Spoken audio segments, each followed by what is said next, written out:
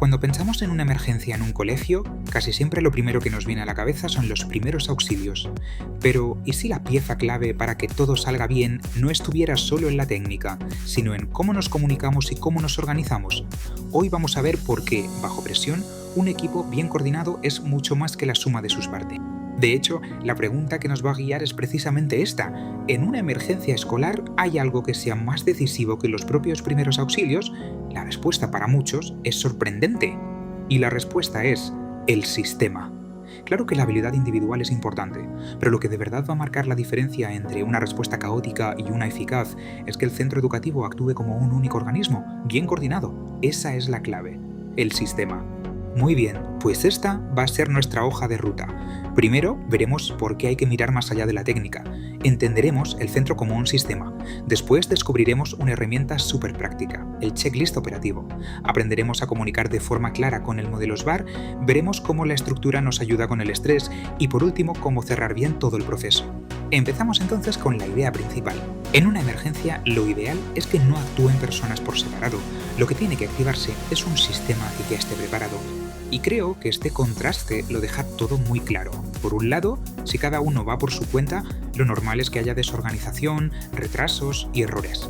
Por otro, si funcionamos como un sistema, con roles definidos y comunicación clara, lo que generamos es seguridad y eficacia. Y este, por así decirlo, es el esqueleto del sistema. Se apoya en 4 pilares. Primero, roles definidos para que todo el mundo sepa qué tiene que hacer. Segundo, una secuencia clara, que es nuestro plan de acción. Tercero, una comunicación estructurada para evitar malentendidos. Y por último, un marco de seguridad que lo protege todo. Vale, la teoría está clara, pero ¿cómo llevamos todo esto a la práctica en mitad de una crisis? Pues bien, pasemos a la herramienta que nos permite hacerlo. Y aquí la tenemos. Es el checklist operativo que divide la respuesta en 7 fases muy concretas. Empezamos con la detección y activación del protocolo, seguimos con la asignación de roles, la llamada al 112, el control del entorno para que sea seguro y terminamos con la comunicación institucional, la documentación y el cierre organizativo. Es un paso a paso para que no se nos olvide nada importante. Ojo, es muy importante entender esto. El checklist no sustituye al plan de autoprotección que tiene el centro. Lo que hace es, por así decirlo, traducirlo a acciones concretas y ordenadas para ese momento de máximo estrés en el que es muy difícil pensar con claridad. Hablemos ahora de la comunicación. Porque en una emergencia, cómo transmitimos la información puede ser tan vital como la información en sí misma. Para esto existe una herramienta muy potente llamada SBAR.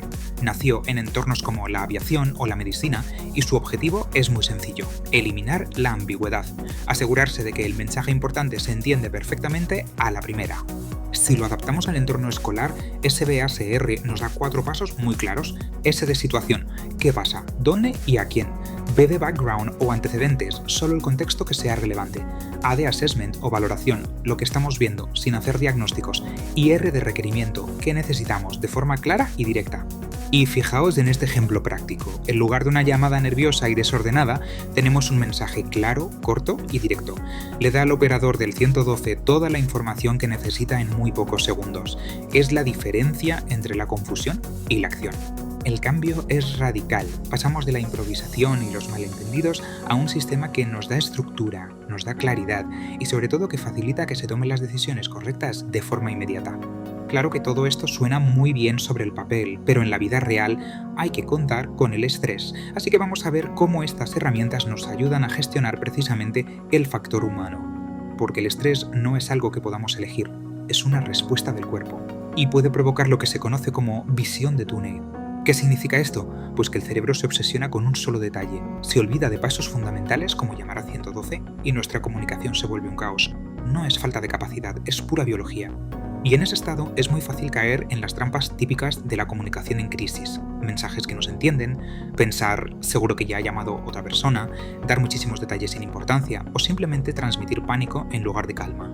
Entonces, ¿cuál es el antídoto para esto? Pues es la estructura, precisamente la estructura. Cuando la mente está sobrecargada, tener un checklist, un rol claro o un modelo como SBR actúa como un ancla que nos permita seguir actuando de forma eficaz a pesar de la presión. Una vez que la fase más crítica ha pasado, la emergencia todavía no ha terminado. Hay que dar unos pasos finales que son igual de importantes. El primero es la documentación. Dejar por escrito, de forma objetiva, qué ha pasado, qué se ha observado y qué se ha hecho. Esto es clave tanto para la protección jurídica del personal y del centro, como para asegurar que la asistencia continúe correctamente.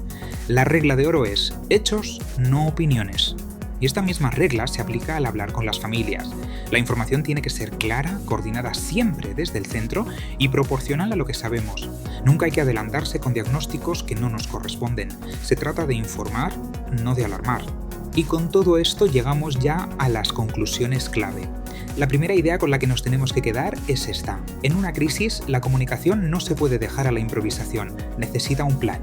La segunda idea. La coordinación de un equipo no funciona por arte de magia ni por buena voluntad. Funciona porque hay una estructura, unos roles y un liderazgo claro. Y así llegamos al mensaje final, a la idea que lo resume absolutamente todo.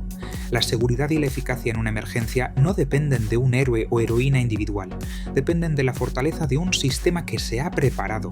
Porque en una emergencia escolar no actúa una persona, actúa un sistema.